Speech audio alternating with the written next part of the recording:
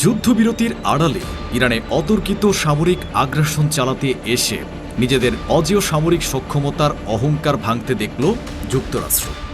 পেন্টাগনের সবচেয়ে দামি এবং অত্যাধুনিক F-35 স্টেলথ যুদ্ধবিমান তৃতীয়বারের মতো ইরানের আকাশ প্রতিরক্ষা ব্যবস্থার কাছে মারাত্মকভাবে ক্ষতিগ্রস্ত হয়ে ঘাঁটিতে ফিরতে বাধ্য হয়েছে।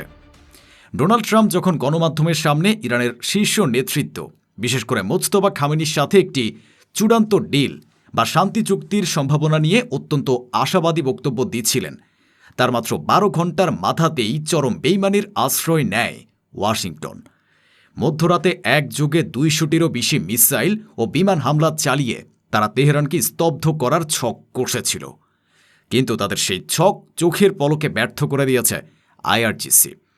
ইরানের সম্পূর্ণ নতুন এবং অজানা এক ডিফেন্স সিস্টেমের নিখুঁত আঘাতে হরমুজ প্রণালীর আকাশে মারাত্মকভাবে ক্ষতিগ্রস্ত হয়েছে আমেরিকার গর্বের F-35 যুদ্ধ বিমান এবং একটি RQ-4 সার্ভাইলেন্স ড্রোন।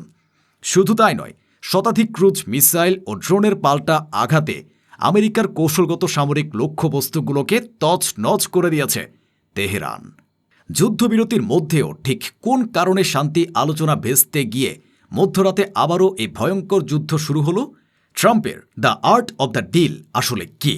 আর সবচেয়ে বড় প্রশ্ন, মার্কিন F-35 স্টেলথ ফাইটার ও RQ-4 ড্রোনে আঘাত হানা ইরানের এই নতুন এবং অজানা প্রতিরক্ষা ব্যবস্থাটি আসলে কি, যার ভয় ইসরায়েলকে আক্রমণ না চালাতে বাধ্য করেছে?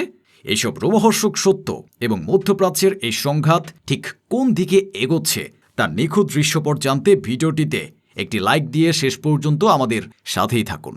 এই শ্বাসরুদ্ধকর সামরিক এবং ভূরাজনৈতিক ভূমিকম্পের শুরুটা হয়েছিল এক রুদ্ধশ্বাস কূটনৈতিক দর কষাকষির মধ্য দিয়ে। কিন্তু প্রথম প্রশ্ন হল, যুদ্ধবিরতির চুক্তির কাছাকাছি গিয়েও ঠিক কোন কারণে শান্তি আলোচনা ভেস্তে গিয়ে মধ্যরাতে আবারও এই ভয়ঙ্কর যুদ্ধ শুরু হলো? এর নেপথ্যের আসল কারণ হল আমেরিকার সেই পুরনো রক্তচোষা নীতি এবং চরম অহংকার। দোহা এবং অন্যান্য মাধ্যমে যখন শান্তি আলোচনা চলছিল, তখন আমেরিকা ভেবেছিল তারা তাদের সামরিক ও অর্থনৈতিক পেশিশক্তি দেখিয়ে ইরানকে পুরোপুরি নতজানু করে ফেলবে। পেন্টাগন এবং হোয়াইট হাউস শর্ত জুড়ে দিয়েছিল যে ইরানকে তাদের পারমাণবিক ইউরেনিয়াম সমৃদ্ধকরণ চিরতরে বন্ধ করতে হবে এবং হরমুজ প্রণালী আমেরিকার যুদ্ধজাহাজের জন্য বিনা শর্তে খুলে দিতে হবে। কিন্তু ইরান কোনো দুর্বল রাষ্ট্র নয় যে তারা আমেরিকার হুমকিতে নিজেদের সার্বভৌমত্ব বিকিয়ে দেবে। তেহরানের পক্ষ থেকে সাফ জানিয়ে দেওয়া হয়েছে, পারমাণবিক কর্মসূচি তাদের জন্মগত অধিকার এবং হরমুজ প্রণালীতে দাদাগিরি দেখানোর অধিকার কোনো বিদেশি শক্তির নেই। আমেরিকার এই নির্লজ্জ শর্তগুলো ইরান মুখের ওপর ছুঁড়ে ফেলা দেয়।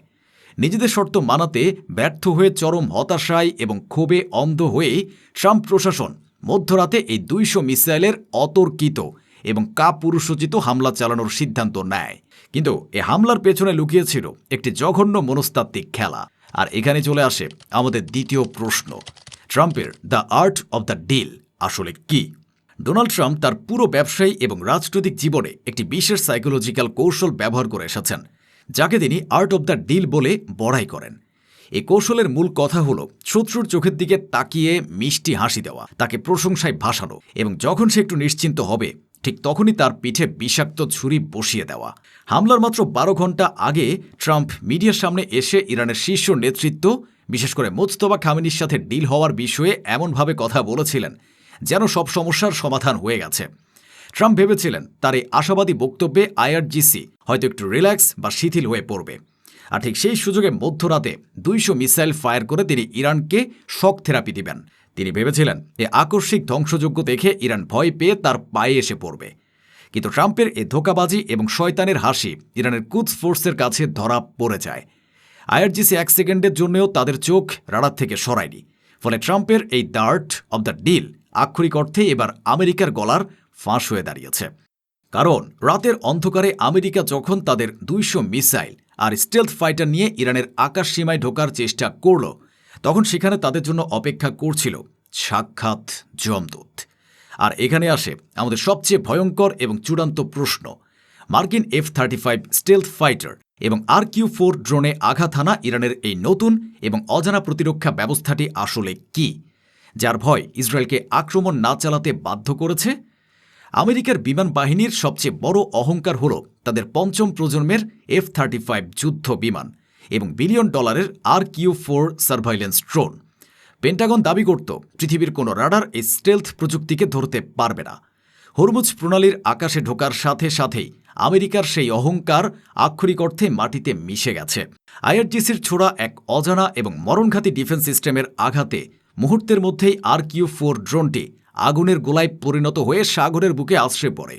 আর আমেরিকার অতি গর্বের F-35 ফাইটার জেটটি মারাত্মকভাবে আঘাতপ্রাপ্ত হয়ে একটি জ্বলন্ত কফিনের মতো, বলতে গেলে আক্ষরিক অর্থে লেজ কাটা কুকুরের মতো নিজেদের ঘাঁটিতে পালাতে বাধ্য হয়। এ নিয়ে তৃতীয়বারের মতো ইরানের আকাশে মার খেল আমেরিকার এই বিলিয়ন ডলারের খেলনা। সামরিক বিশ্লেষকরা এখন আতঙ্কে চুল ছিঁড়ছেন। ইরানের এই নতুন ডিফেন্স সিস্টেম আসলে কি? পেন্টাগনের ভেতরে এখন রীতিমতো ভূমিকম্প চলছে। অনেকে ধারণা করছেন ইরান হয়তো তাদের নিজস্ব বাভার 373 বা খোরদাদ সিস্টেমের সাথে এমন কোনো কোয়ান্টাম রাডার বা প্যাসিভ ডিটেকশন টেকনোলজি যুক্ত করেছে যা আমেরিকার জ্যামিং সিস্টেমকে সম্পূর্ণ অন্ধ করে দিয়েছে। আবার অনেক গোয়েন্দা সূত্র বলছে টেবিলের নিচ দিয়ে হয়তো রাশিয়া বা চীন তাদের কোনো সুপার সিক্রেট আকাশ প্রতিরক্ষা প্রযুক্তি ইরানের হাতে তুলে দিয়েছে, যার সম্পর্কে আমেরিকার কাছে বিন্দুমাত্র কোনো তথ্য ছিল না। প্রযুক্তি যাই হোক না কেন, ফলাফল একটাই, আমেরিকার অজেয় থাকার অহংকার আজ পারস্য উপসাগরের জলে হাবুডুবু খাচ্ছে। আর ইরানের এই নতুন এবং অজানা অস্ত্রের ভয়ঙ্কর প্রভাব সবচেয়ে বেশি পড়েছে অবৈধ রাষ্ট্র ইসরায়েলের উপর। আমেরিকা যখন ইরানে হামলা চালাচ্ছিল তখন ইসরায়েলি বিমান বাহিনীও প্রস্তুত ছিল তাদের F-35 নিয়ে ইরানে বোমাবর্ষণ করার জন্য। কিন্তু যখন তেল আবিবের কন্ট্রোল রুমে বসে মোসাদ এবং IDF জেনারেলরা দেখলেন যে স্বয়ং আমেরিকার F-35 যুদ্ধ বিমান ইরানের মিসাইলের আঘাতে ক্ষতবিক্ষত হয়ে ফিরে আসছে, তখন আক্ষরিক অর্থে নেতানিয়াহুর কলিজা শুকিয়ে যায়। ইসরায়েল খুব ভালো করে জানে যে আমেরিকার F-35 যদি ইরানের আকাশে টিকতে না পারে তবে ইসরায়েলি বিমান বাহিনী ইরানে ঢুকলে তাদের আস্ত জ্বালিয়ে ছাই করে দেওয়া হবে। ইরানের এই অজানা ডিফেন্স সিস্টেমের অজানা আতঙ্কই আজ ইসরায়েলকে তাদের পূর্ব পরিকল্পিত আক্রমণ থেকে পিছু হটতে বাধ্য করেছে। ভয়ে থরথর করে কাঁপতে থাকা নেতানিয়াহু বুঝতে পেরেছেন যে ইরানের আকাশে ঢোকার অর্থ হল নিজেদের মৃত্যুর পরোয়ানা নিজ হাতে সই করা। তবে ইরান শুধুই আমেরিকার বিমানকে ক্ষতবিক্ষত করেই থেমে থাকেনি। ট্রাম্পের এই বেইমানির চরম এবং দাঁত ভাঙার জবাব তেহরান দিয়েছে নিজের ভাষায়। আমেরিকার 2000 মিসাইলের জবাবে ইরান চোখের পলকে ফায়ার করেছে শতাধিক অত্যাধুনিক ক্রুজ মিসাইল এবং কামিকাজে ড্রোন। এই মিসাইলগুলো নিখুঁতভাবে আঘাত এনেছে মধ্যপ্রাচ্যে থাকা আমেরিকার কৌশলগত সামরিক লক্ষ্যবস্তুতে। পেন্টাগন এখন তাদের ক্ষয়ক্ষতির পরিমাণ বিশ্ববাসীর কাছ থেকে লুকানোর মরিয়া চেষ্টা করছে, কিন্তু সত্য হল ট্রাম্পের পাতা ফাঁদে আজ আমেরিকা নিজেই চরমভাবে আটকে গেছে। মধ্যপ্রাচ্যের এই সংঘাত আজ প্রমাণ করে দিয়েছে যে প্রতারণা এবং বেইমানি করে ইরানের মতো একটি সামরিক পরাশক্তিকে কখনো দমানো যায় না। ডোনাল্ড ট্রাম্পের the art of the deal আজ হরমুজ প্রণালীর জলে ডুবে গেছে। আমেরিকা এবং ইসরায়েল আজ বুঝতে বাধ্য হচ্ছে যে তাদের প্রযুক্তির দিন শেষ হয়ে আসছে এবং নতুন এক শক্তির উত্থান ঘটছে যাকে ধ্বংস করার ক্ষমতা পশ্চিমা বিশ্বের নেই। এখন প্রশ্ন আপনাদের কাছে, ট্রাম্পের এই 12 ঘণ্টার বেইমানি এবং আমেরিকার বিলিয়ন ডলারের F-35কে ক্ষতবিক্ষত করা ইরানের এই নতুন এবং অজানা অস্ত্র নিয়ে আপনারা কি ভাবছেন?